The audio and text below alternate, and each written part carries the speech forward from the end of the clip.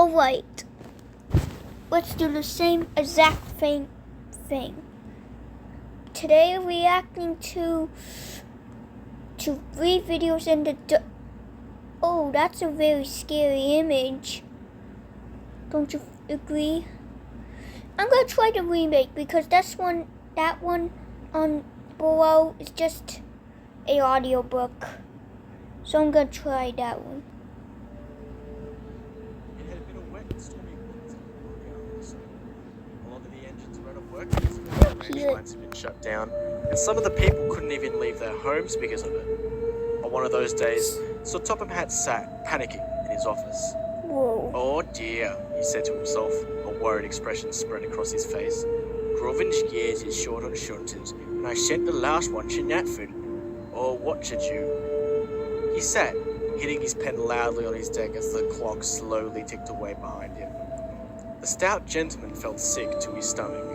Then it came to him. I wonder, he said quietly. He snatched the telephone off the receiver to make an urgent phone call. Hello? Yes, this is Sir Bertram Topham speaking. I was calling to request one of your saddle tank engines for immediate use on the North Western Railway. Yes, that's right. Yes, he'll do fine. You'll send him immediately. Oh, that's wonderful. Thank you again, Nigel. Okay, goodbye now. Alright. He hung up the phone, grinning to himself as he sat back in his seat. It's great to watch Thomas A day again. later, the Fat Controller stood before Wilbur, shivering in the freezing cold morning air. Morning, sir. Wilbur said, looking down at him. It was pretty Morning. loud. Right. Lovely weather we're having. Quiet Lovely. down. He shakily said. He smiled. I need to go to the bathroom.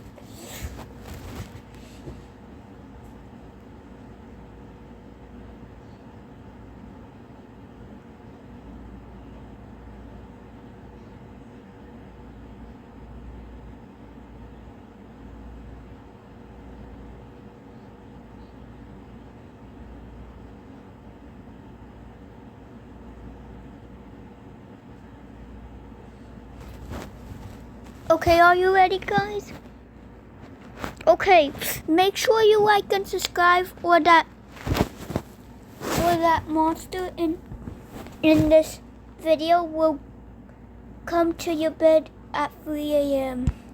This is nothing compared to what we see on the Dean Forest Railway. Ah, he bluntly replied. Anyway, Wilbur, I need you to go to Corvens Gate for normal pilot shunting duties. Now off you go. Yes, sir. I'm on to it. He eagerly replied as he steamed away ready to work. Wilbur worked hard over the next few days to get Corvens Gate back into its normal working order. It had been a hard few days for the old austerity, but he managed. Unfortunately for him, the cold weather only got worse as the days rolled on. One night, Wilbur rolled into the sheds once more worn out. He yawned loudly to himself as his crew walked away from him, waving goodbye. He was all alone in the sheds on this night, but that didn't matter to him. Wilbur eagerly closed his eyes, ready for a good night's sleep. Oh, Wilbur woke abruptly. He didn't know how long he'd been asleep for or what woke him, but a large amount of ominous mist had engulfed the surrounding area. Wilbur peered into the dense mist, silently observing it to himself. Then he looked to his right and nearly jumped right out of his chassis. There, outside the window of the shed, was a pure black face staring at him with 2 black pupil bloodshot eyes. Wilbur stared back in complete shock. It was freezing cold. No one would want to be out there this time of night. As Wilbur observed the face, he noticed there was no condensation on the glass of the window, meaning that he wasn't breathing. Then Wilbur had finally built up enough courage to speak up. Hello? The person said nothing, but stared at the blue saddle tank. After a while, the person said nothing once more, only opening his eyes to a human size. Wilbur was horrified, but put on a brave face. He tried ignoring the face and attempted to go back to sleep. But he couldn't, no matter how hard he squeezed his eyes shut. Finally, when Wilbur saw the face had disappeared, without a trace, it gave him enough courage to fall back asleep. Finally, Wilbert awoke tired and dazed from the last night's happenings. It was all a dream. He thought to himself as he peered But over it's to the not. window where the figure was peering in. He yawned, glancing at the window one last time before puffing away to the yards to begin pilot duties. What, you think the figure's The day gonna was come normal back? for him, as he No, worked it's a around the clock, ghost, so pushing it's coaches and pulling trucks. because it's daytime, so you But can't see it. His mind kept coming back to those eyes staring him down like a wolf hunting a rabbit. Like a what? Soon Hunting enough, the day had rabbit? come to an end, and Wilbert returned to the shed even more tired than yesterday. As his boiler cooled, James stopped up alongside him with a Oh, that's scowl good. longer than the tracks he was running on. James, what are you doing here? Shouldn't you be at Titmuth? Wilbert tiredly asked. I should, James replied, annoyed by Wilbert's question. The factory controller wants me to pull a slow goods train very early tomorrow to Vickerstown. He scoffed loudly. I'm so sick and tired of being overworked, and don't get me started on the... Before he could answer, Wilbert snored loudly over James's ranting. Ugh! Typical tank engines, James said, before closing his own eyes, both falling into a deep slumber.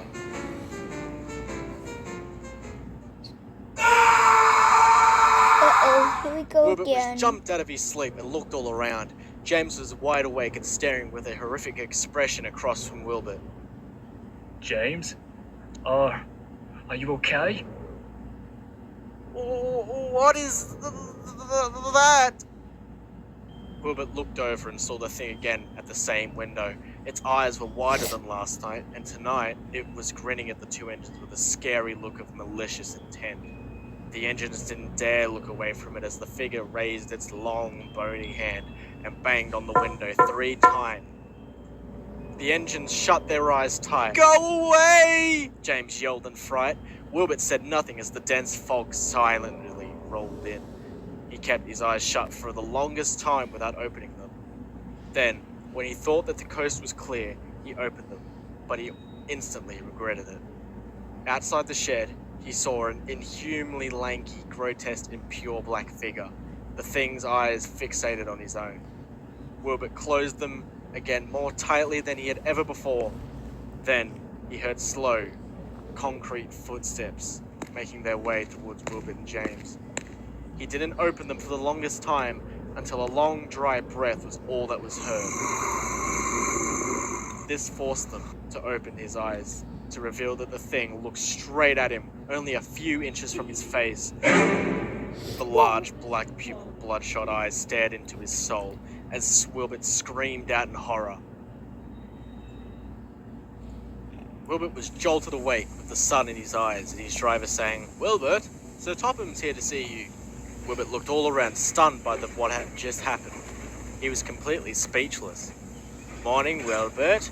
I just want to thank you personally for your help over here the last couple of days and wanted to see you off from your trip back to the mainland. Wilbert screeched. Sir, there's something wrong with this shed. You need to tear it down, immediately. The Fat Controller looked up at the austerity, puzzled. Now, why on earth would I do that? Sir, this might sound silly, but I think there's something strange going on here. Wilbert blurted out. The stout gentleman looked up and laughed. Oh, you engines in your paranoia. What was He that continued. engine? But you and I both know it was all in your dreams and imagination. But sir, Wilbert spluttered, but before he could finish, the Fat Controller had cut him off. Now off you go home, Wilbert. Your controller will be worrying sick about you, Yes, sir. said Wilbert, defeated. As he It's not steamed a out of the shed dream. for the last time, It's not a Sir Topham dream. It's turned not your around and looked at the old imagination. shed. As he stared at it, he took off his top hat and put it to his chest as a sign of great sadness. I'm sorry, Fred, he said under his breath, That's as he his placed the hat friend? back upon his head and walked away to his car. Sheds can't be friends with people. A couple of What? weeks later, to James's protest, the shed at Corvens Gate was torn down and a newer modern shed was built at the top of it. Some of the workmen say they even took a picture of the figure's eyes peering in through the See, window at them. I told you it's But not this a could have dream. easily been faked. Wilbert never returned back to the island of Sodor after what happened. But the question still played on his mind. Was it all a dream? No. Did he really see the eyes of Corvens Gate shed? Okay. Now let's go to another scary video. Okay.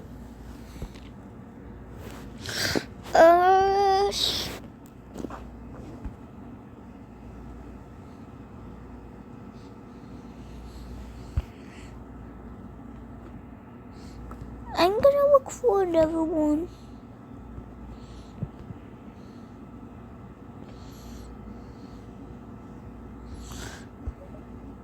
Okay, I thought of a scary video.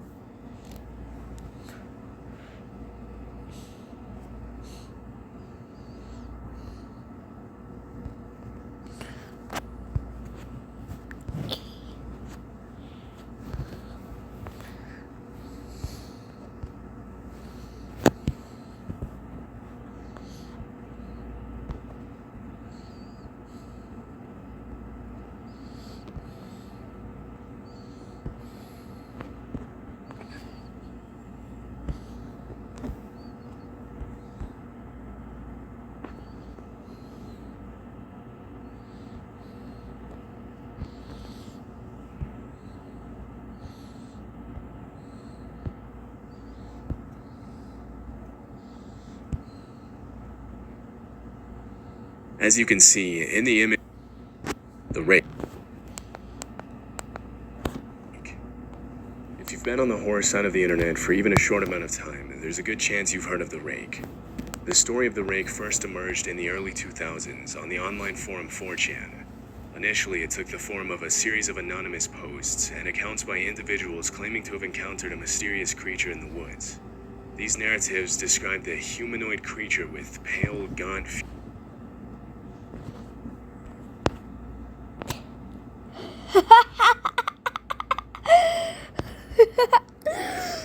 Oh no no no no no no no no no no!